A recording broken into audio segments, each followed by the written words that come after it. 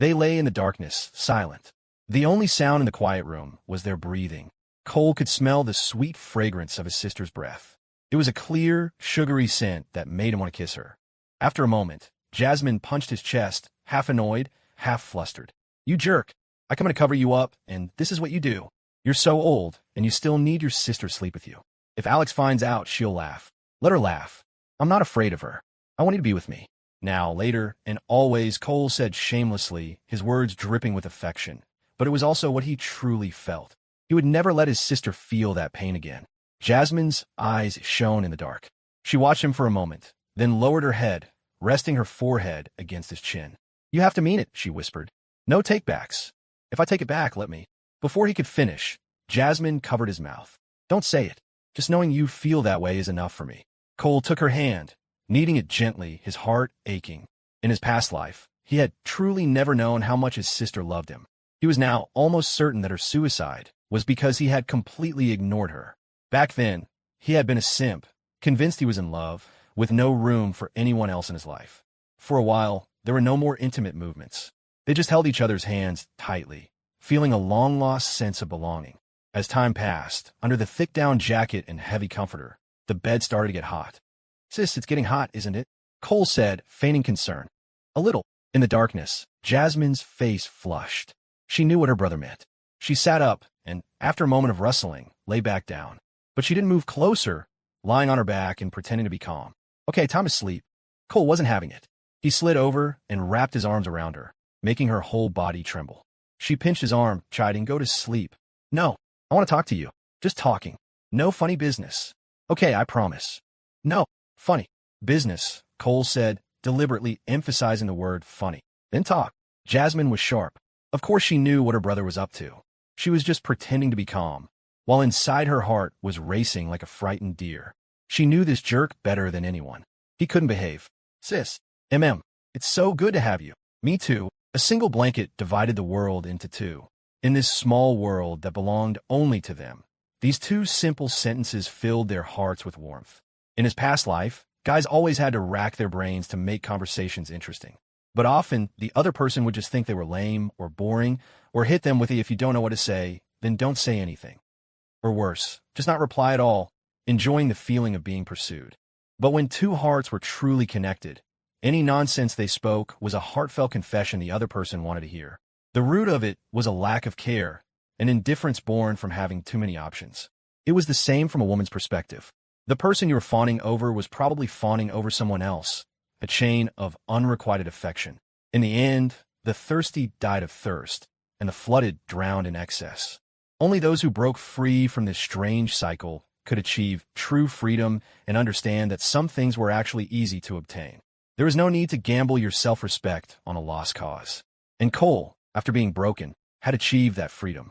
Cole extended his left arm. Jasmine understood immediately, lifting her head slightly to let his arm slide under her neck. She even arranged her hair herself to keep it from getting trapped. The scent of her hair wafted into his nostrils, and he couldn't resist leaning in to take a sniff. So nice." Then he wrapped his other arm around her waist. Jasmine cooperated, turning on her side to face him. "Sis, Another call in response, then silence. In the quiet night, they stared at each other's unseen faces. "When you went to college, I really missed you." Cole wanted to fill in the gaps from that rebellious high school period when he distanced himself to soothe his sister's pain. He knew this would probably lead to her questioning him, but that was fine.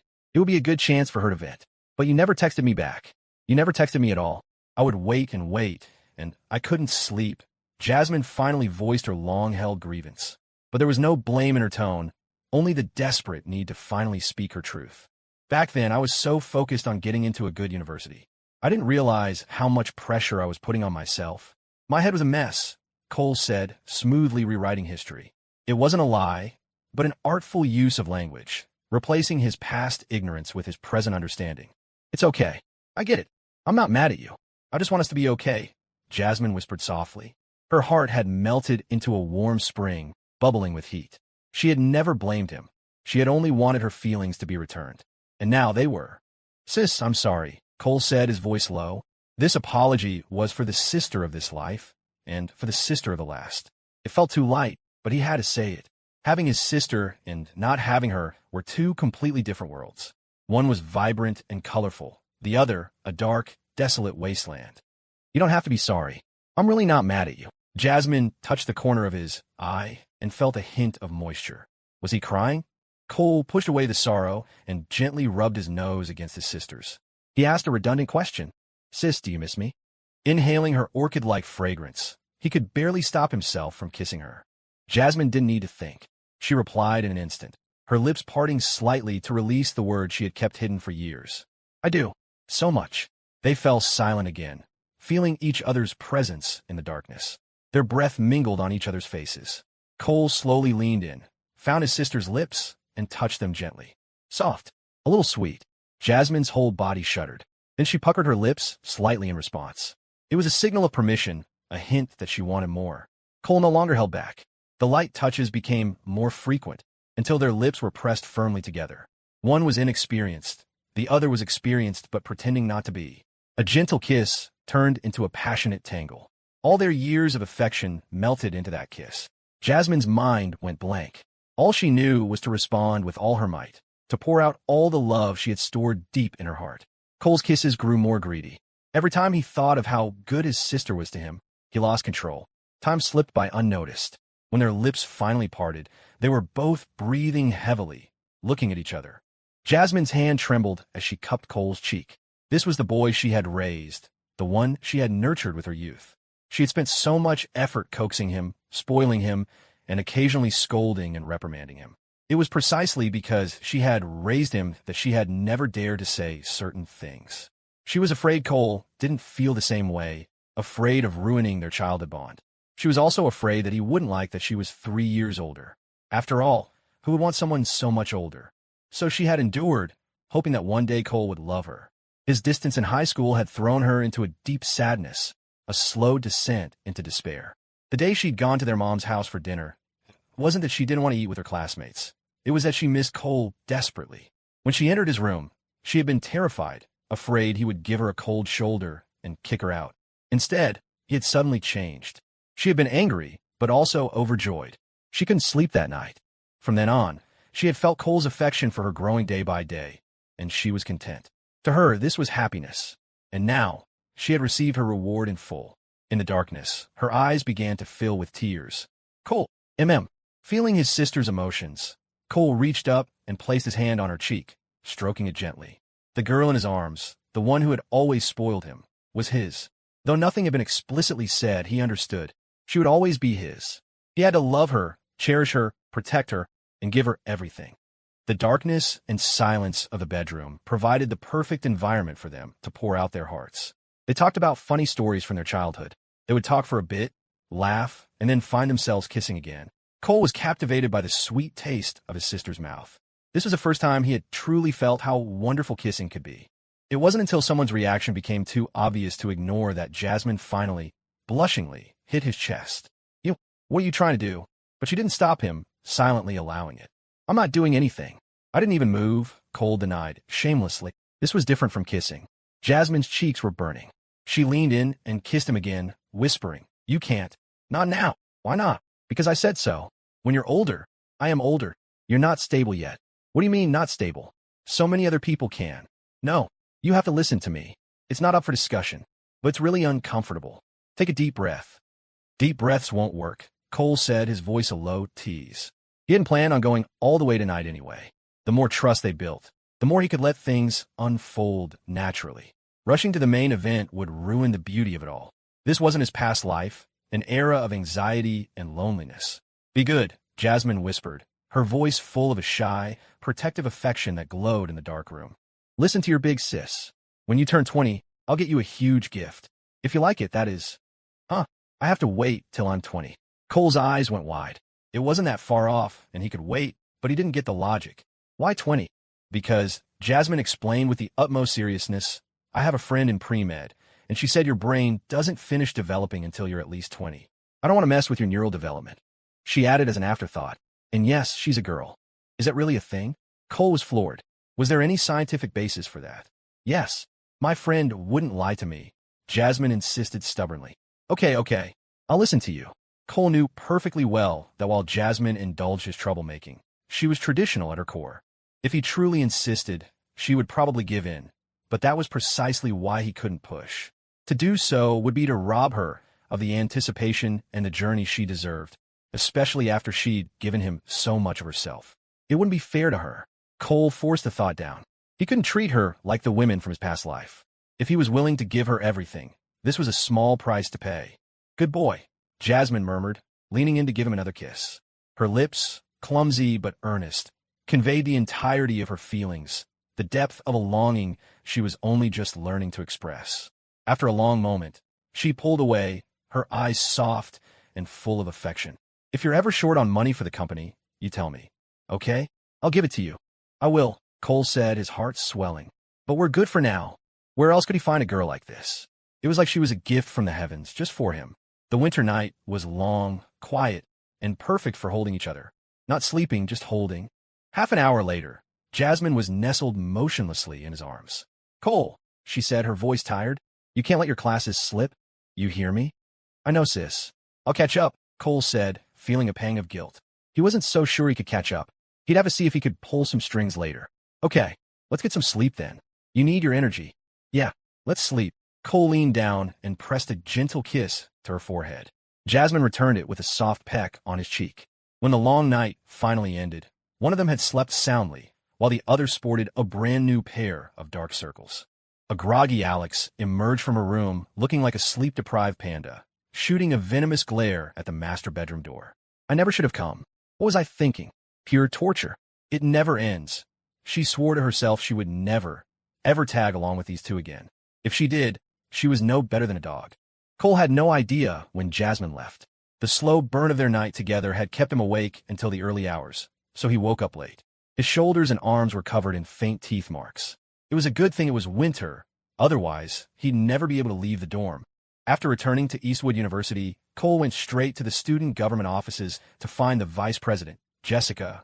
Hey, Jessica, I need to find a top-notch marketing and event planner. Any recommendations?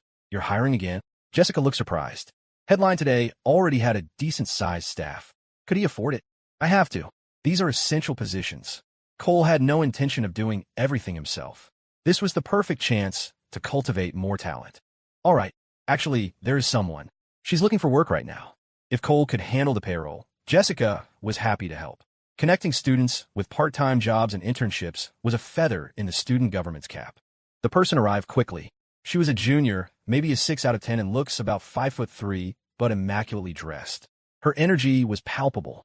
Her name was Whitney Yuan, and when she heard headline today was hiring, she biked over as fast as she could. Mr. Chun, hello. My name is Whitney Yuan. I'm a marketing major. I've helped plan 2 freshman welcome showcases and was involved in the planning for the university's anniversary celebration. As she ran through her resume, Cole was impressed. Whitney's experience was solid. While she'd never been the lead planner, she spoke with an easy confidence, her eyes sharp and focused. He cut straight to the chase. I want to organize a dance competition as soon as possible. The plan is to invite teams from 12 different universities, with Headline Today as the exclusive sponsor. What are your initial thoughts? Whitney's eyes lit up. She thought for only a few seconds before answering. Mr. Chun, I see 3 priorities. First, we need the backing of the Student Activities Board to frame this as an inter-university cultural exchange. That will smooth over any potential roadblocks. Second, we should rent the basketball arena at Eastwood Tech's gymnasium. It's the only place big enough, with tiered seating to support a real competition. And most importantly, it doesn't require building a stage, which saves money and provides a climate-controlled environment. Third, I suggest we have the Student Activities Board officially invite a panel of 4 distinguished dance instructors to serve as judges. We should do that first to add prestige to the event. Excellent. That's exactly what I was thinking, Cole said, slapping his thigh with a look of approval, shamelessly taking credit for his second point. He hadn't decided on a venue, but now he had. All right, you're hired. Find 2 more people and form a planning department. You're the director. First, let's go to the Student Activities Board and talk about this exchange. The company's advertising department would handle commercial sponsors, and while they could collaborate with planning, their functions needed to be separate. Yes, Mr. Chun, Whitney said, a flicker of excitement in her eyes. To be made a director right off the bat was beyond her wildest dreams. The pressure was immense, but so was the challenge. They went to the university's Student Activities Board and spoke with the director of cultural events. He told them he'd have to run it by the board leadership and to wait for a response. "Whitney, come back to the office with me," Cole said on their way out. "I'll get you acquainted with everything. Then you can start recruiting your team. Once you've hired them, send their info to the COO in the group chat." "You got it, Mr. Chun," Whitney replied, her voice brimming with confidence. Cole added her to the company's Facebook Messenger group and sent a quick message to Jasmine to let her know. Jasmine's reply came a moment later. A single, cold letter. K. That wasn't right. Cole immediately sensed something was off. Normally, she'd reply with "got it" or "okay, Cole." Today was strange. He wondered what was up, and then it hit him. A slow grin spread across his face. She's trying to save face. After their kisses, she wasn't just this big sis anymore. And even though they'd poured their hearts out, a girl who was used to being the one in charge was bound to feel a little awkward about the shift in their dynamic. Cole chuckled to himself. What's there to be embarrassed about? There's plenty more where that came from. Whitney's desk was set up in the adjacent office, 1521, where Yvonne's team was also based. It wasn't too crowded yet, but as the company grew, Cole knew they'd run out of space. The administrative department hadn't even moved in. A day later, the Student Activities Board got back to them. It was a go, but there was a catch. Officially, the event had to be organized by the Eastwood University SGA, with Headline Today listed only as the sponsor. They also agreed to help secure the dance instructors as judges. This was all within Cole's expectations. He just needed the official sanction. He took Whitney back to the SGA office and successfully negotiated one key detail. The first-place trophy would be named the Headline Today Cup. The SGA leadership wasn't thrilled. The Headline Today Cup. It sounded so commercial. But Cole was the sole sponsor, and he was shameless. The university ultimately supported any activity that fostered exchange between schools. Cole seized the opportunity to specify the dance style: jazz, either pairs or groups. Jazz was modern and popular with students of this era. Why was it so popular? Everyone knew why. It was sexy, and Headline Today needed the clicks. The SGA finally relented. The dance style didn't matter, as long as Eastwood University was the one hosting. It was just a chance for the dance clubs and art school teams to get some stage experience. The next day, the SGA announced the competition, sparking intense interest among various dance groups. They organized a preliminary competition in the School of Arts auditorium to select Eastwood's representative team. Cole, shameless as ever, hung a massive, exclusively sponsored by Headline Today banner in the auditorium. He also provided new costumes for every team and a spread of snacks and fruit for the event. So far, not a single official campus organization had registered an account on Headline Today. The advertising had to be relentless. The winner was, unsurprisingly, the dance team from the School of Arts. They were incredibly talented, every member was gorgeous, and their choreography was captivating. Alex was in trouble. Through this event, many professors and students finally got to know Cole. While Headline Today was spreading like wildfire among the student body, in the eyes of the university administration, it was still just a small-time student project. At this point in time, the top universities had plenty of famous alumni. The real-life version of a billionaire protagonist, the founder of Xiaomi, was already a legend. There were heads of state-owned enterprises, Fortune 500 CEOs, and dozens of Academy Fellows. Even if most of those titans were bald now, their legacies were powerful. Even within the venture lab itself, many of Cole's neighbors were working on serious tech projects, tangible, non-internet-based products. Though they weren't famous on campus, their achievements were significant. Back in Office 1520, Cole went over the event details with Whitney, including staffing for the competition. The SGA would handle finding an MC, and the editorial team would write the script. Only after he'd finished did he message Jasmine. "Hey sis, tell Alex she needs to bring her A game. I just saw the Eastwood team, and winning first place is not going to be easy." At Eastwood Tech, it was Alex who'd gotten lucky. She'd taken over Jasmine's position as lead dancer and was selected as their representative team without having to go through a qualifier. 5 minutes later, her reply came. A single, detached letter. K. Still with the K, Cole thought, smiling to himself. He didn't push it. Sometimes, silence was the best response. Half an hour later, another message from Jasmine arrived. "You're a bad boy. The worst. I hate you. What did I do? Why do you hate me?" Crying emoji Cole replied innocently. "Jasmine, you know what you did. You monster. I could just bite you." Cole let out a smug laugh. The slow burn of their unresolved tension was agonizing, but man, was it worth it. He stayed in the office late, watching the new user data roll in on the back end. The engineering team worked nights. Cole didn't set fixed hours for them, unless there was an emergency. They could come and go as they pleased, as long as they completed the tasks Wyatt assigned them. If they were tired, they could go home and sleep. A few of them preferred working in the dead of night, claiming it was when they were most alert. The other programmers in the building were green with envy. They had to clock in and out and frequently worked overtime. It was after 9 when Cole finally got back to his dorm. As he walked in, he saw a figure with his back to the door, wearing a messy, beggar-like wig. Javi was filming him. Frank was out with his girlfriend. As usual, the figure turned. It was Preston. He stared dead into the camera lens. Then slowly, a wicked, unsettling smirk spread across his face. It was utterly cringeworthy. Holy crap, this magnificent bastard actually gets it. Cole was stunned. That was the spitting image of a notoriously bizarre meme. How had he even come up with that? Preston's performance wasn't over. Maintaining the creepy smile, he raised his wrist and, in a sleazy tone that made you want to punch him, cooed, "CSIO." Casio? Cole froze, his eyes darting to Preston's wrist. "No way. That's my watch. The one I keep under my pillow. You have a death wish." Cole roared, lunging forward. Whoa, wait. Cole, old buddy. I was just borrowing it. One more take. Just one last take." Preston desperately shielded the Casio. Cole didn't manage to get the watch, but he did rip the wig off Preston's head. It was made of shredded black plastic bags. Pretty creative, actually. He tossed it back. "You owe me 3 days of breakfast for this. You got it. All you can eat." Preston quickly put the wig back on and began to gloat. "Hey, Cole, you know how many followers your boy Preston has now?" Cole ignored him. 9,862. How about that? Am I a bona fide internet celebrity, or what?" Preston was getting cocky, forgetting who he was talking to. "That pretty boy over at Eastwood State already has over 80,000 followers, and 70,000 of them are girls," Cole said flatly. Preston deflated instantly, the reality of his situation crashing back down. He scrambled over and grabbed Cole's arm. "Mr. Chun, you gotta help me." "Whoa there, Mr. Famous. Don't do that. I'm not worthy." No. You're the boss. I'm just a humble servant. Please help me. I'm begging you." 3 days of the good stuff in a cafeteria? Hot meals, all you can eat. Deal. What? Can I get you all you can eat stir-fried potatoes instead? Then forget it. Cole started to walk away.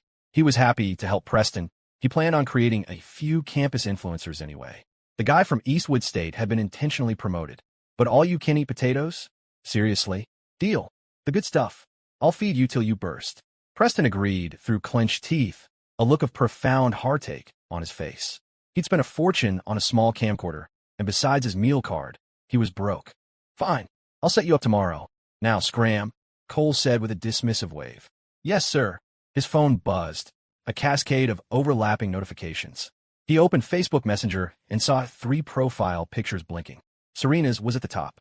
It was a picture, a photo of what looked like a long, elegant leg wrapped in a white silk sheet, coiled like a serpent poised to strike, as if ready to hypnotize its prey. Wow, Serena was already learning how to tease with pictures. What kind of enchantress was this, daring to bewitch a devout monk like him? Cole bit his tongue, steeling his resolve. He had to conquer that white serpent as soon as possible. He replied, "You audacious serpent. How dare you tempt my diamond-hard resolve?" Serena didn't reply, probably busy with something. Cole moved on to Jasmine's message. "Jasmine, which team from Eastwood is competing?" Alex is a little worried. "Cole, the modern jazz team from the School of Arts. 6 of them. I don't know them." Jasmine replied instantly. "I think I've heard of them. Are they the really pretty ones?" Cole paused, his fingers hovering over the keyboard. He grinned. It was a trap. He channeled his inner tech mogul. "I'm face blind. I honestly can't tell if they're pretty or not." Jasmine's instant reply. "Humph. Is that so?" "Cole, it is. Because I have a sister who's so beautiful, she's scrambled my senses." "Jasmine, where did you learn to be so smooth?" "Cole, I must have learned it from being bitten so much. Maybe my sister's saliva is just that sweet." "Jasmine, you creep. I'm not talking to you anymore. Go into bed." Cole replied shamelessly. "Kisses." Jasmine. Kiss emoji. A warm smile spread across Cole's face. He couldn't wait to sleep with her again. But that 20-year-old rule. Ugh, it was torture. He'd heard that idea before in his past life, but never took it seriously. He had to find a way around it. Next, he opened his chat with Luna. "Luna, are you asleep?" "Cole, not yet. Just got back to the dorm." "Luna, don't work too hard. You'll wear yourself out." Cole replied with a wicked grin. "Send me a voice message saying something sweet, and I won't be tired anymore." A few seconds passed before her reply came. A soft, gentle voice message. Brother. Cole chuckled. Awesome. I'm full of energy now. Luna, I got the budget proposal from Director Whitney. Should I approve it all? Cole, go ahead. Just make sure she provides receipts. We'll need them later. Luna, okay. I'm going to bed then. Cole, ever the opportunist, asked for more kisses. Luna, kiss emoji nice. Cole felt a deep sense of satisfaction. That girl was working so hard to master accounting, attending all her classes and hitting the library with her roommates. Serena, too, was diligently attending every single class so she could be his legal counsel one day. It moved him. Just as he was thinking of Serena, a new message arrived. Another picture. This time, the curtain on her dorm bed was drawn. A long, slender leg, pale white at the top and rosy pink at the foot, was stretched high into the air as if it were about to leap out of the photo and pounce on him. You brazen serpent, are you not afraid of the cold? It was getting to be too much. Cole's resolve was wavering.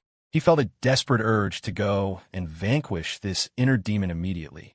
But the serpent sent a message first, a short, two-word voice note. Her voice was a sweet, lilting whisper, so alluring it sent a jolt through him, nearly shattering his self-control and pushing him to the dark side. He had to find time to deal with her properly. You audacious serpent. I'm coming to suppress you. Serena, I have to go to bed early the next couple of days. You can suppress me this weekend, but you can't be too naughty. Shy emoji. So, I can be a little naughty, Cole thought, his heart itching. I promise I won't be too naughty. Serena, okay. I'm going to sleep now.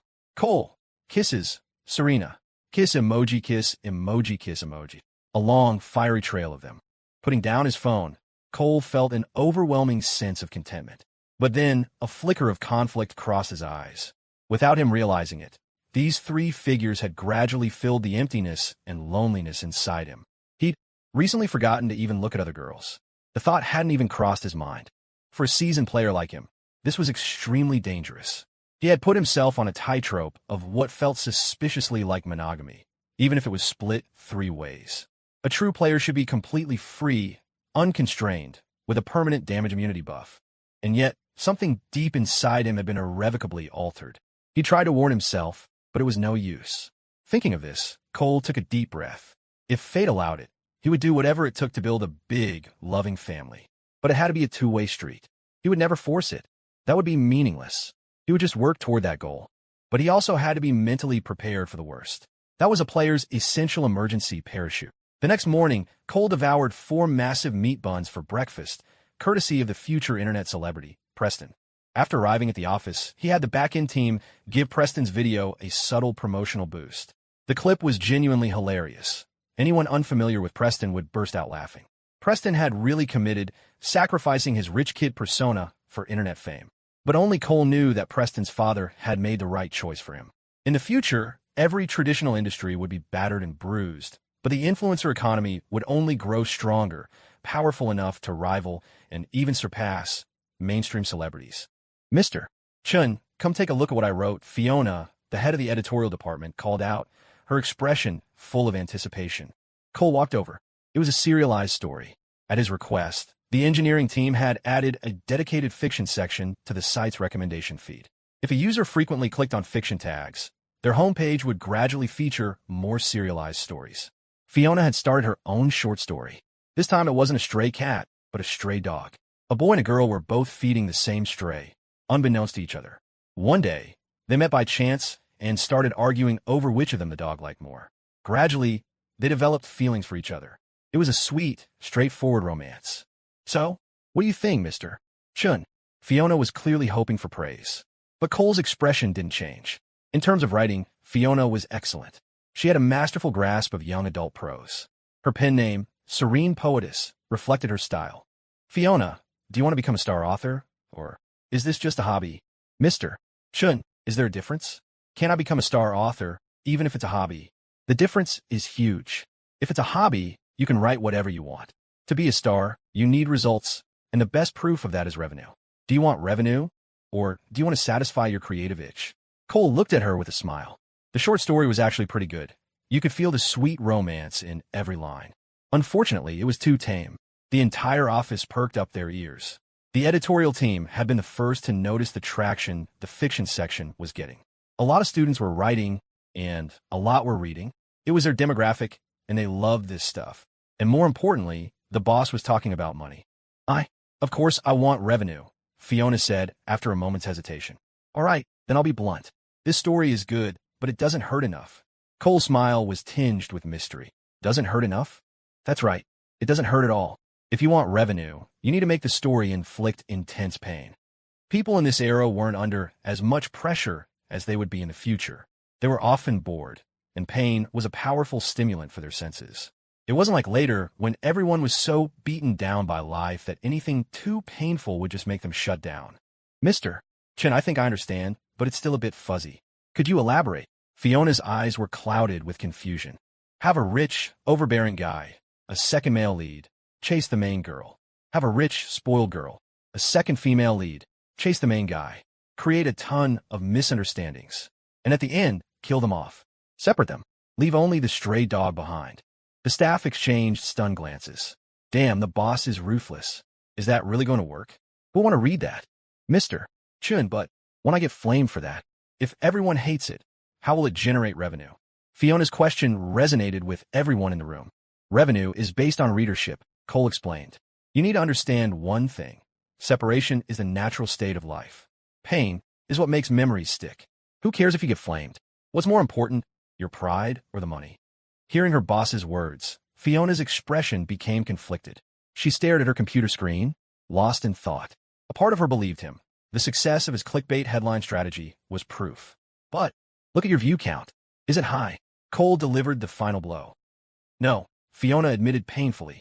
It only had a few dozen views and a couple of comments. It's up to you. You can stick with your gut, or you can try my suggestion. Either way is fine. As long as Fiona did her job as head of editorial, Cole didn't care about the rest. But if she could become a brand in her own right, an IP, it would be a huge boon for Headline Today, driving traffic to the fiction section. You wouldn't screw me over, would you, Mr. Chun? Fiona's heart had already sided with her boss's logic, but her pride was still trying to put up a fight.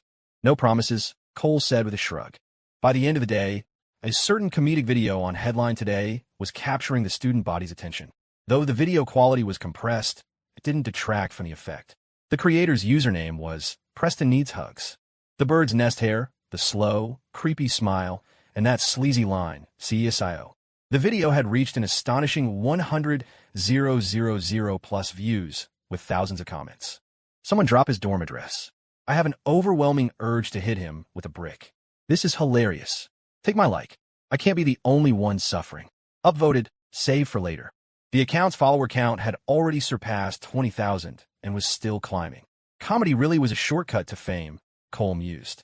He had considered it himself in his past life, but he'd been carrying too much pain, his heart as heavy as a stone.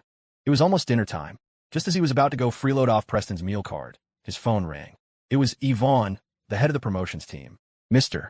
Chun, there's a storefront over at Eastwood Teachers College that fits your description.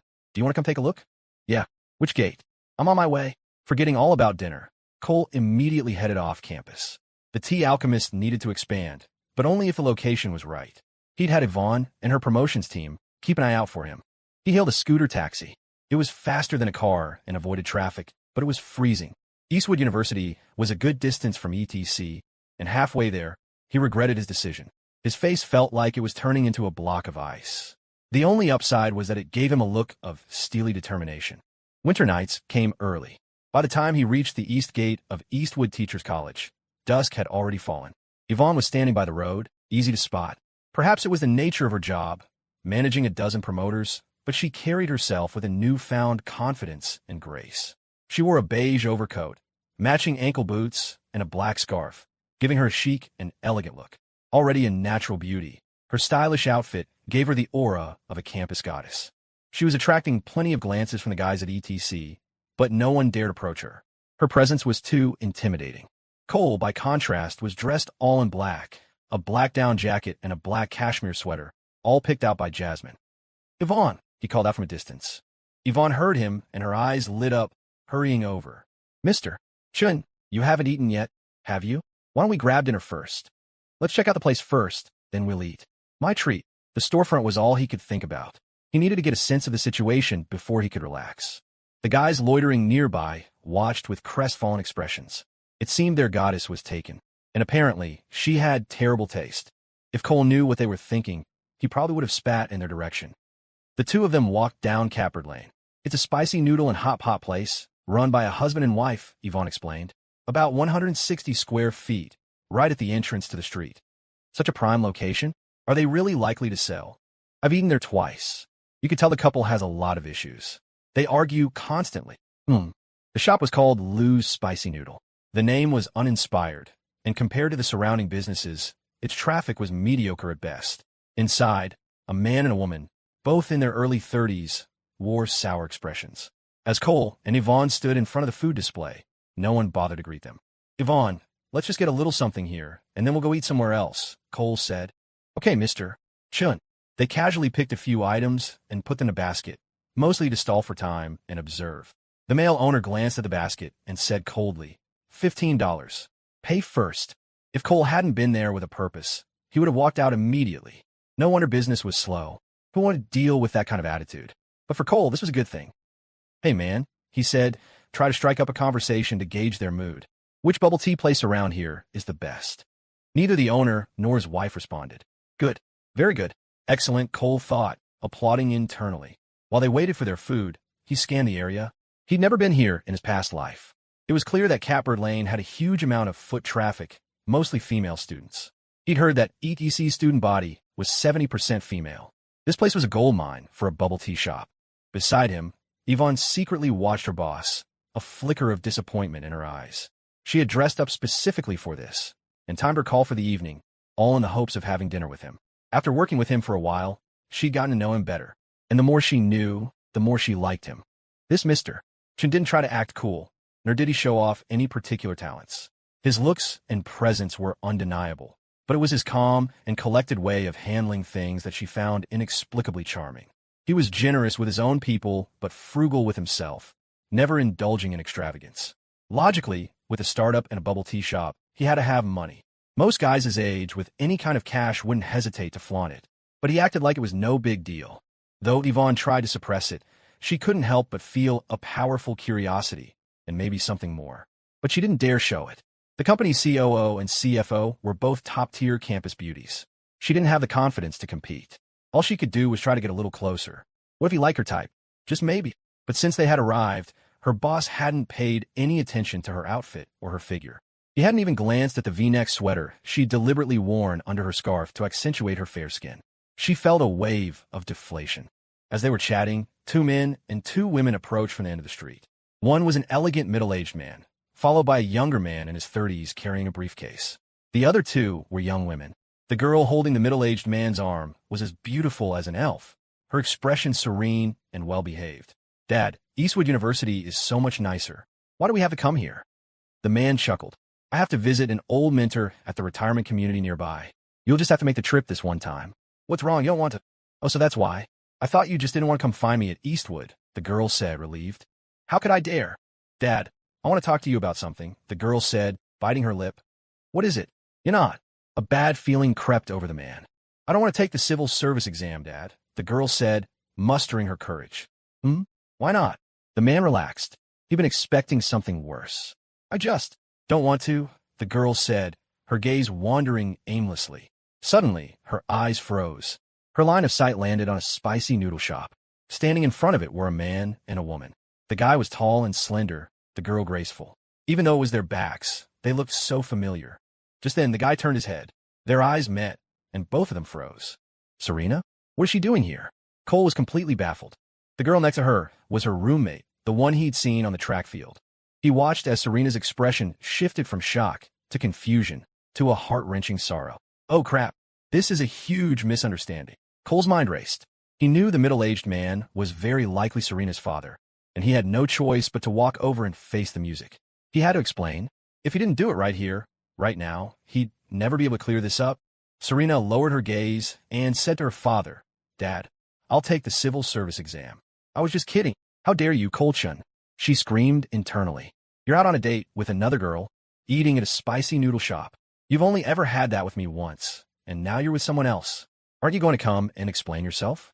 Hurry up. Come here, Cole. She was a mess of jealousy and anger, so upset she could barely hold back her tears. Zoe, standing beside her, had also spotted Cole. A single thought crossed her mind. See? I told you. You can't trust a guy like that. It's about time Serena saw him for who he really is. Well, I'm glad you didn't say that to your mother, David Shin said with a laugh. He turned to look at his precious daughter and immediately noticed something was wrong. What's the matter? Nothing, nothing, Serena said, swallowing her tears and forcing her expression back to normal, trying to hide it from her father. She couldn't help but glance back at Cole, only to see he was already walking toward them. A wave of panic washed over her, mixed with a sliver of hope. The fact that he dared to approach meant things might not be what they seemed. But this wasn't the time for her dad to find out. What was she going to do? David Shun also noticed the approaching pair. He glanced at his daughter's expression and understood. They probably knew each other, but for some reason, the young man looked vaguely familiar. What are you doing here? Cole said with a sunny smile, then turned his attention to the man he presumed was Serena's father. Hello, sir. I'm a classmate of Serena's. Oh, hello, David Shun replied with a polite nod, trying to place where he'd seen the young man before. He met so many people that he couldn't remember most of them. My dad is in Rockford on business, so I came to see him, Serena explained, her mind sharp as a tack. She could already tell from Cole's relaxed demeanor that he was innocent. But that other girl's gaze seemed a little off. She'd wait and see how Cole introduced her. Hello, sir. What a coincidence, Cole said, careful to keep his expression neutral. I'm here to look at a storefront. Serena, let me introduce you. This is the director of our promotions department at Headline Today, Yvonne. He had heard Serena's family was influential, and he didn't want to show his hand until he knew the score. Serena had never talked about her family, and knowing her, it was likely a sensitive topic. It was best not to cause her any trouble. And this, Cole said, turning to Yvonne, is Serena Shun, the future legal counsel for Headline Today. He was really saying it for her father's benefit. Nice to meet you both, Yvonne said, nodding with a graceful smile. The girl in front of her was stunningly beautiful, but what truly stunned her was her boss. Mr. Chun, all the women you know are absolute knockouts. A COO, a CFO, a legal counsel. My God, Whitney felt like she had stumbled upon a massive secret. Her heart pounded with a mixture of apprehension and a strange excitement. If they can, why can't I? The early bird gets the worm. She immediately thought of her uncle, who was in business and openly lived with 2 aunts. But then she remembered her boss's attitude toward her, and her spirits sank again. Since we've all run into each other, why don't we have dinner together? David Shun offered with a smile. It was just a polite gesture for his daughter's classmate. As for this Headline Today thing, he didn't pay it much mind. Plenty of college students started businesses. Even more of them failed. And his daughter being some so-called legal counsel was even less significant. Young people were always full of fantasies. That sounds great, sir. I saw a Hunan restaurant nearby that looked pretty nice, Cole said, trying to make a good impression on his potential future father-in-law. More importantly, it was a chance to get a read on the man's temperament. Fine, David said, mentally kicking himself. Why did he have to be so polite? The kid had no tact. The group headed toward the restaurant.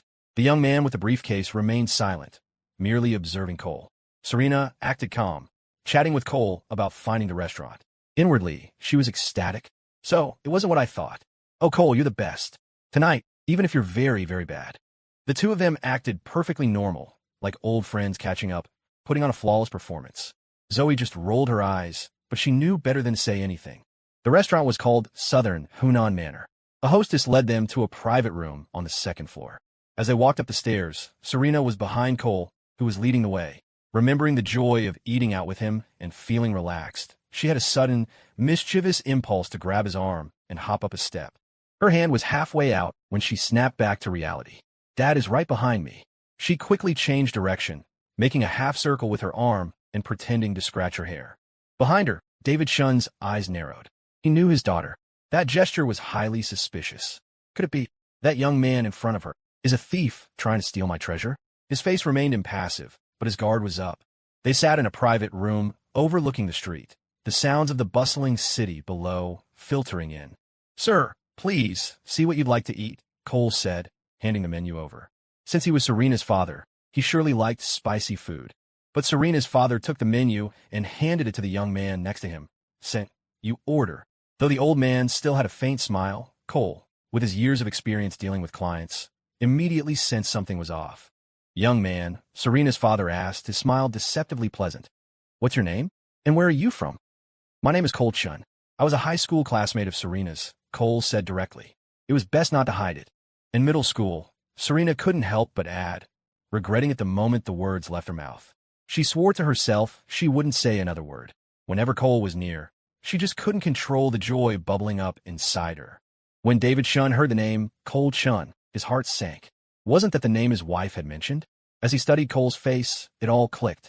He finally remembered why the young man looked so familiar. He was the one from the hot pot dinner with his relatives from back home. The young man who had been holding forth about the stock market. No wonder my daughter tried to walk past him from behind. I thought she just wasn't paying attention.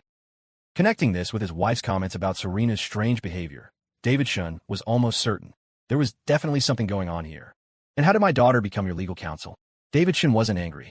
He could see that his daughter was still innocent. Their relationship probably hadn't gone that far. Oh, it's like this, sir, Cole explained naturally. For any future legal consultations the company has, I'd like to ask Serena for her advice.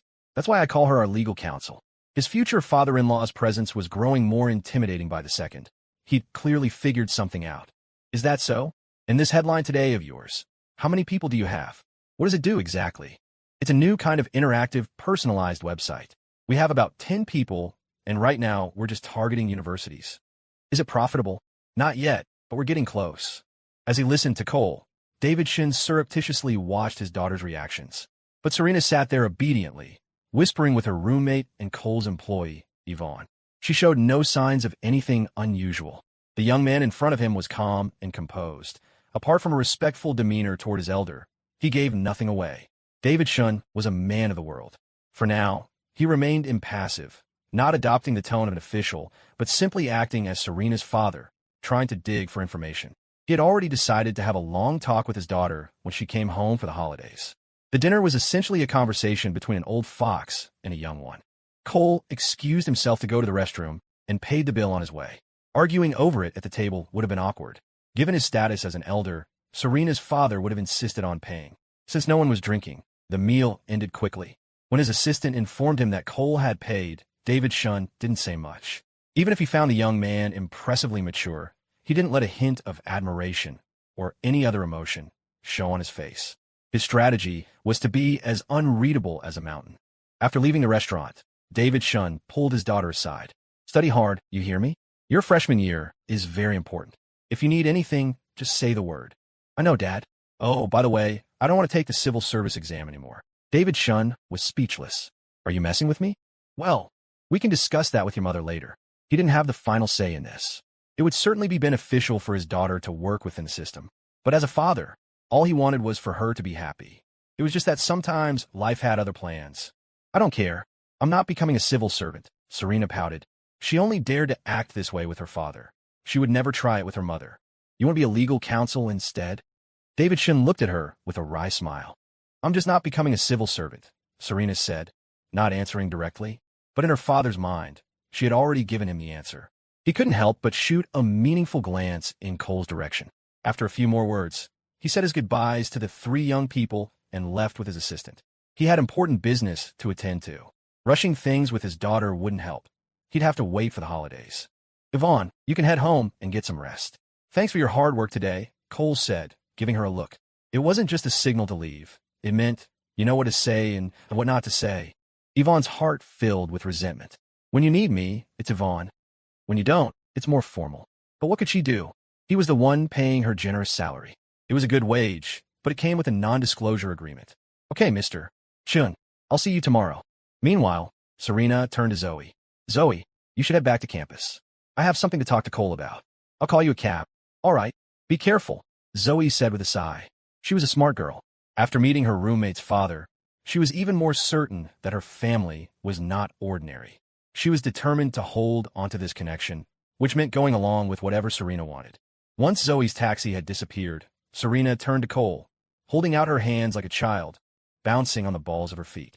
Cole, my hands are cold. Come here, then. Let me warm up my legal counsel, Cole said with a grin, opening his unzipped down jacket. Serena immediately dove in, wrapping her arms tightly around his waist and burying herself in his embrace. Cole closed the jacket around her, creating a puffy cocoon. To anyone else, it just looked like a bulky jacket. No one would know it concealed a celestial treasure. But the people nearby saw, and the person hiding in the distance saw even more clearly. Sir, don't be rash. She's growing up. It's normal for her to have friends, the assistant yelped, barely managing to restrain a fuming David Shun. I'm going to kill him. I'm going to kill that little punk. David Shun panted, straining against his assistant's grip. He hadn't really left. He wanted to see what their relationship was really like. He thought he had prepared himself. But the moment he saw them embrace, he snapped. This was his pride and joy. His meticulously cared for little angel. Snatch away just like that. And he had no idea when it had even happened. His sweet, obedient daughter, who looked like a fairy. Oh, my heart hurts so much. That bastard. He's even sniffing her hair. I can't take it. I'm going to beat him to a pulp. Sir, I understand how you feel.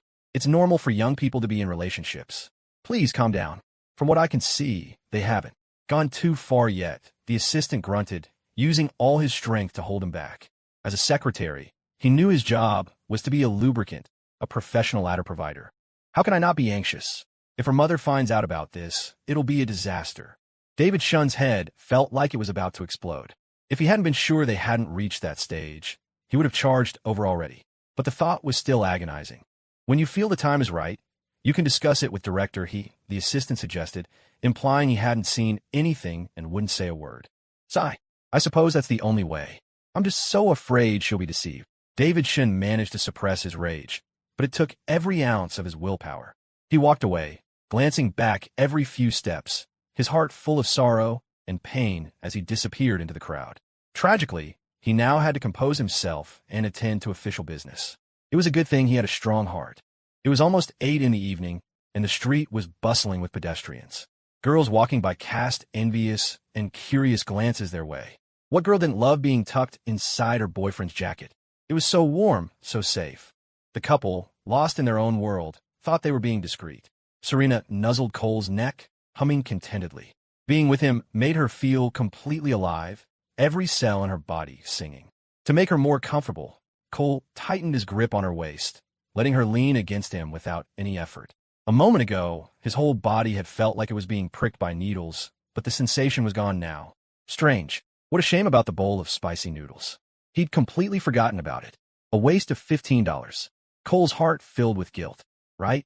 I'm deducting that from Yvonne's per diem. She's the one who didn't bring it with us. Cole, I'm still a little hungry. I barely ate anything back there, Serena said, tilting her head up and rubbing her nose against his chin. Want to go back to that street and eat our way through it? Cole was hungry too. It was hard to eat heartily with his future father-in-law sitting there.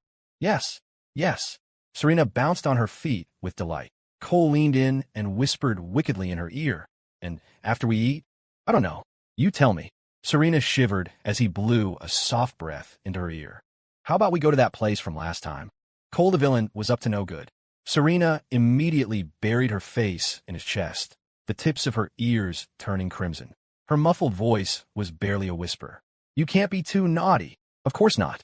I'm a good guy, Cole said with a sly grin. No, you're not. You're a supervillain. Serena's tone was a soft, pouty complaint, but it was laced with contentment. From the very beginning, Cole had been deliberately teasing her, and she knew it. She saw everything with perfect clarity. After being classmates for so many years, she knew him well. Cole was a good person, but he was also a rascal. A true villain would have only driven her away. She wasn't stupid. But a good person who was also a villain, that was something she found irresistible. Just being near him felt like the chains around her soul would fall away. Given her family background, she'd seen her fair share of rich kids and second-generation officials. At least a dozen. But all the money in the world couldn't buy her willingness. It wasn't so much that Cole had forced his way into her heart. It was more that when he came knocking, she had secretly unlatched the door. The two of them walked back to Catbird Lane. Cole glanced at the spicy noodle shop. There were only 2 or 3 customers inside. He couldn't help but feel a pang of pity for the owner. Man, with an attitude like that, who the hell would want to eat here? You come once, you're never coming back. Ugh, those 2 bowls of noodles. Catbird Lane was packed with food stalls. And so many girls. It wasn't that Cole wanted to look, but the girls walking toward them would inevitably be drawn to Serena, and their gaze would flick to him. What annoyed him was the look in their eyes, as if to say, how did a guy like you land her? It's my good looks, obviously, you tasteless fools. Cole picked up a sesame-filled, glutinous rice dumpling he had just bought, took a bite, and then held it to Serena's lips. She opened her mouth slightly and took a small bite from his hand. This was one of the few snacks they both loved. After she finished the last bit, she saw that his fingers hadn't moved. She instantly knew what the villain wanted. He was going to do that again. Blushing, she leaned in and licked his fingertips, telling herself she was just cleaning off the oil. A few girls who were watching stared, dumbfounded. They're getting pretty wild, right here in public. Cole just smiled. That damnable, petty desire to win. Who could understand it? In his past life, if he'd been on a street this crowded with beautiful women, he would have been rubbernecking like a madman. But now his standards have been raised. He couldn't help it. They walked hand in hand, his hand tucked in his pocket, wandering and eating until after 9, completely satisfied. They hailed a cab and went straight to the Golden Bay residences. Serena appeared calm on the surface, but inside she was a bundle of nerves and shyness. She had no idea what mischief he was planning. Still, she followed him obediently into Building C, apartment 2201. The sheets and comforter on the master bed were a fresh set. Yep, one set for each of them, each with its own unique fragrance. Couldn't get those mixed up. The ever-prepared Cole had taken care of it that morning after he woke up. The living room was a bit chilly. The single-standing air conditioner couldn't heat the whole space. Going into the bedroom was the logical next step. It's so cold out here. Let's go lie on the bed and talk, Cole said, standing in front of Serena, who was perched on the edge of the bed. His expression was innocent, his demeanor righteous. Serena didn't dare look up. She pressed her forehead against his stomach. "M," she hummed. The sound was a soft, gentle purr, like a contented kitten, betraying her dependence and affection, as well as her nervous anticipation. She was a little scared. Cole, of course, knew exactly how she felt. He gently stroked her head. "We're just talking. I won't bully you." In his past life, that would have been a bald-faced lie. He wouldn't just bully, he'd conquer. But this was different. At this moment, he was being sincere. Serena might be a winner, but she wasn't a fool. Skipping the emotional build-up and going straight to the main event would shatter her expectations and probably scare her off. Haste makes waste. You can't rush a good thing. Besides, for a reformed player like him, savoring every one of Serena's expressions was the ultimate pleasure. And he knew Jasmine. So, a little patience now would prevent a major disaster later. "You promise," Serena said, her face still buried in his stomach. She wasn't ready for things she didn't fully understand. She was scared. "I promise." "Okay, want to take a hot shower? Is there hot water?" "Yep, I pay the gas bill. But I don't have any pajamas." "Where are mine?" Serena didn't answer, mortified at the thought of showering here. She didn't know how to even begin. "I'll get you my pajamas, and then I'll cover my eyes, so I won't see you go into the bathroom. How about that?" Cole coaxed her like a master thief planning a heist. After a long silence, he heard her quiet reply. "Okay, you're not allowed to peek." "I absolutely will not peek." Cole let her go and pulled a set of his own pajamas from the closet. They were a bit long, but she could probably manage by rolling up the cuffs. He placed them in her arms, then flopped onto the bed and pulled the covers over his head. "Go on. I'll go after you're done." Serena bit her lip, checking to see if he had really covered his head. Once she was sure, she took the pajamas and went into the master bathroom. When he heard the water running, Cole leaped up from the bed, cheering silently, sleeping with his soft, fragrant Serena, maybe getting up to a little mischief. It's going to be beautiful. He could already imagine the faint rose scent on her lips. Oh wait, the body wash he'd bought was lavender. Well, that and other things. The sound of the shower stopped. Cole quickly scrambled back onto the bed and pulled the covers over his head. A moment later, he heard the soft shuffle of slippers. "Cole, it's Cole. Quick, get under the covers." Cole's voice was full of concern, but he could barely suppress the grin hidden beneath the blanket. He heard her kick off her slippers, and the soft mattress dipped as she climbed onto the far side of the bed. A flap of the covers, and she was in, but she kept a good 2 body lengths of distance between them. "Okay, I'm going to take a shower now," Cole said, trying to contain his laughter.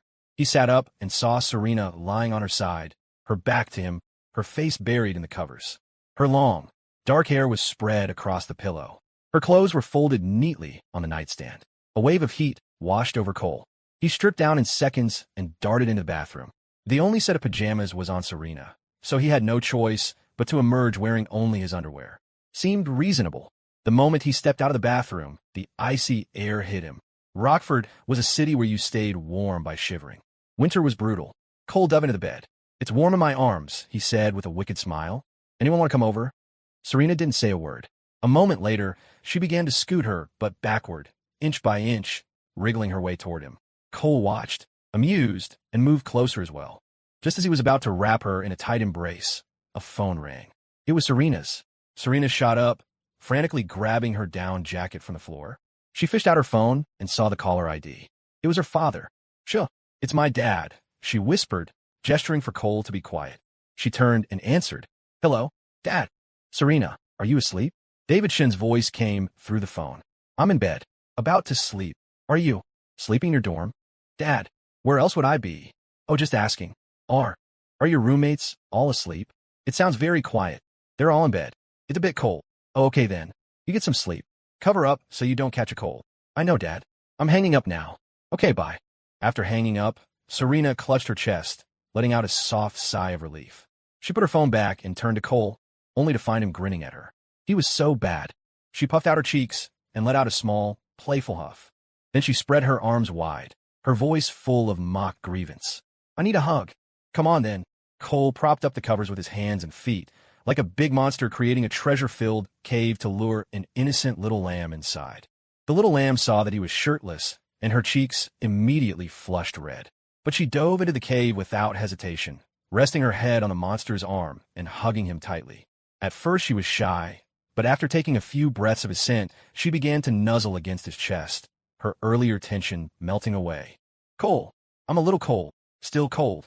Cole wrapped his arms around her back, pulling her into the warmth of his embrace. "Not anymore." The little lamb hummed contentedly. A moment later, she mumbled, "You're on my hair." "Oh, sorry." Cole helped her adjust. The bedroom was well insulated. At least Cole thought so. The sound of traffic from the street below was almost inaudible. It was quiet, peaceful, and warm. Ancient poets used to compare a young woman's skin to silk, and they were right. Serena loved having her back rubbed, and she soon found herself lost in the sensation, occasionally pouting and planting soft, secret kisses on his chest. The temperature under the covers quickly rose until it was almost unbearable. "Is it getting a little hot in here?" Cole was up to no good again. "A little," Serena replied, oblivious to his intentions. "These pajamas are pretty thick. It's not good to sleep when you're too hot." The villain's true intentions were finally revealed. Serena didn't say anything. She understood. Her heart started to pound. Having her back rubbed was one thing, but not wearing pajamas was another. He would see everything, even though she'd still have her cartoon bear underwear on. But what if she wanted to take them off? She really wanted to be skin to skin with him. Seeing her hesitation, Cole's hand started moving on its own, quietly but brazenly. Serena's breathing quickened. "You can't bully me," she said, her voice trembling. "You promised." I'm a man of my word," Cole said, thinking to